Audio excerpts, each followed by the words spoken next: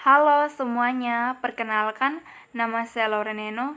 Saya kelas C semester 1 dari jurusan Ilmu Administrasi Bisnis, Fakultas Ilmu Sosial dan Ilmu Politik, Universitas Nusa Cendana Kupang. Tujuan saya membuat video ini untuk memenuhi tugas mata kuliah dari pengantar sosiologi. Yang pertama, saya akan menjelaskan apa itu sosiologi. Sosiologi adalah studi sistematis dan ilmu tentang perilaku manusia, kelompok sosial, dan masyarakat.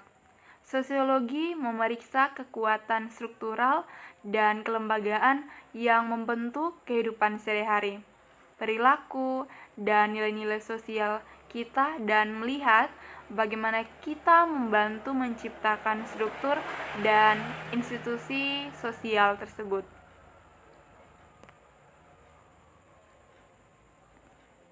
Berikutnya, sosiologi dan ilmu sosial dan perilaku lainnya serta disiplin yang terkait. Sosial keharusan membedakan kita dengan yang lainnya, dan meskipun itu terkait dengan kelangsungan hidup, itu melampaui dorongan biologis atau naluriah belaka untuk mengelompok dalam bertahan hidup. Saat kita membentuk kolektivisasi, kita membuat pilihan sadar dan tidak sadar untuk mengorbankan beberapa kebebasan individu kita. Tetapi pada saat yang sama, kita memperoleh banyak manfaat sosial dari proses tersebut. Sosiologis imajinasi. Sosiologi mempelajari perilaku manusia dengan penekanan pada struktur sosial, kelompok sosial, interaksi, dan masyarakat. Psikologi mempelajari perilaku manusia dengan penekanan pada individu, kepribadian, dan biologi. Antropologi mempelajari perilaku manusia masa lalu dengan penekanan pada budaya masa lalu atau budaya masyarakat pra-industri.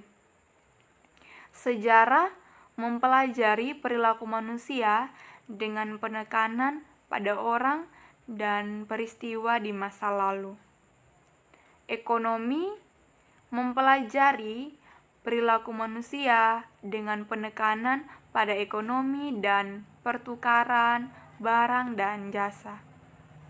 Ilmu politik mempelajari perilaku manusia dengan penekanan pada institusi politik, pemerintahan, kekuasaan, dan otoritas. Peradilan pidana. Bidang terapan yang menggunakan teori sosiologis dan kriminologis untuk menjelaskan penciptaan, penyebab, dan pengendalian kejahatan. Pekerjaan sosial.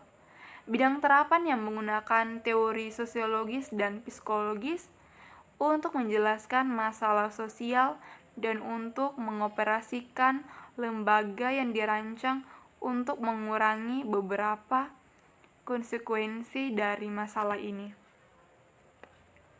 Berikutnya adalah masalah pribadi versus masalah.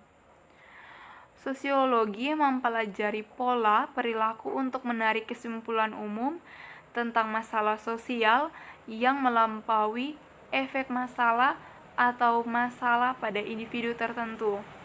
Misalnya, meskipun alkoholisme mungkin memiliki konsekuensi yang menghancurkan bagi pecandu alkohol dan keluarga dekatnya. Sosiologi berfokus pada masalah alkoholisme yang lebih besar dan dampaknya terhadap masyarakat. Berikutnya adalah memahami kehidupan dalam masyarakat global. Globalisasi muncul pada keterkaitan di antara orang-orang di seluruh dunia.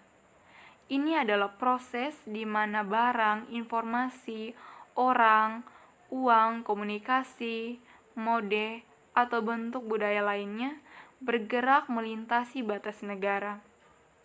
Kemajuan teknologi dalam komunikasi, transportasi impor dan ekspor telah membuat ideologi dan kebijakan isolasionisme sosial tidak hanya konyol, tetapi juga mustahil.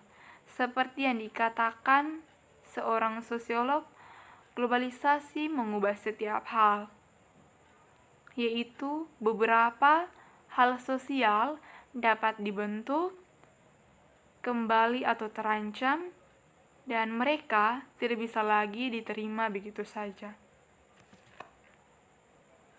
Berikutnya adalah mengenali keberagaman.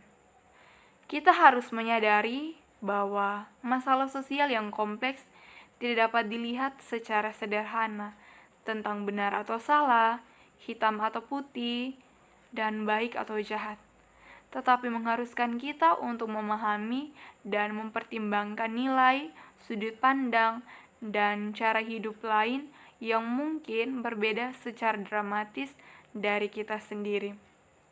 Sama seperti sosiologi membuat generalisasi terhadap bagaimana kekuatan sosial yang kuat bekerja pada kita semua.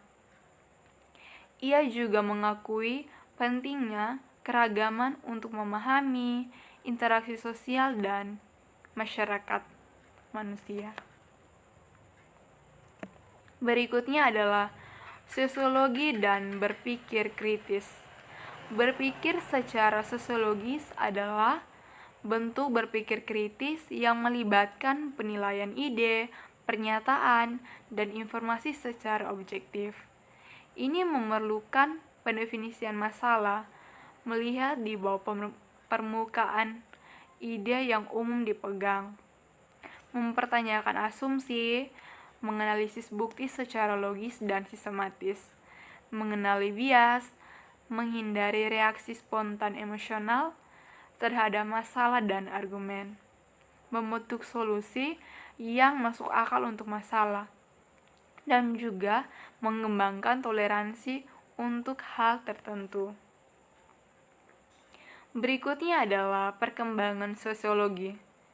Istilah sosiologi tidak diciptakan, dan disiplin formal sosiologi tidak muncul.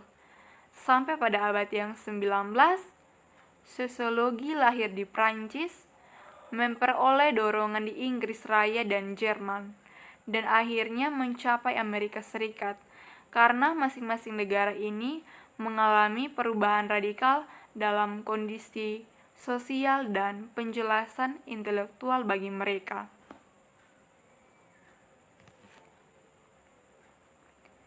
Sosiologi kontemporer. Perspektif teoritis yaitu sudut pandang atau cara tertentu dalam memandang sesuatu yang mendominasi sosiologi saat ini. Dua lainnya adalah fungsionalisme, struktural, dan politik. Ketiga perspektif ini utama dan berfungsi sebagai paradigma, kumpulan asumsi dan ide yang memandu pertanyaan penelitian, metode analisis dan interpretasi, dan pengembangan teori. Berikutnya adalah perspektif fungsionalis struktural. Analisis makro yang meneliti struktur sosial yang lebih luas secara keseluruhan. Perspektif ini menekankan struktur dan tatanan sosial, sering disebut sebagai perspektif fungsionalis atau fungsionalisme. Fungsionalis struktural memandang masyarakat sebagai sistem bagian yang saling bergantung dan saling terkait. Dalam keseluruhan struktur sistem, setiap bagian yang memenuhi tertentu fungsi yang dengan demikian berkontribusi pada fungsi keseluruhan sistem secara keseluruhan. Baik, sekian hasil dari presentasi saya. Mohon maaf bila ada kata yang salah. Sekian dan terima kasih. Shalom.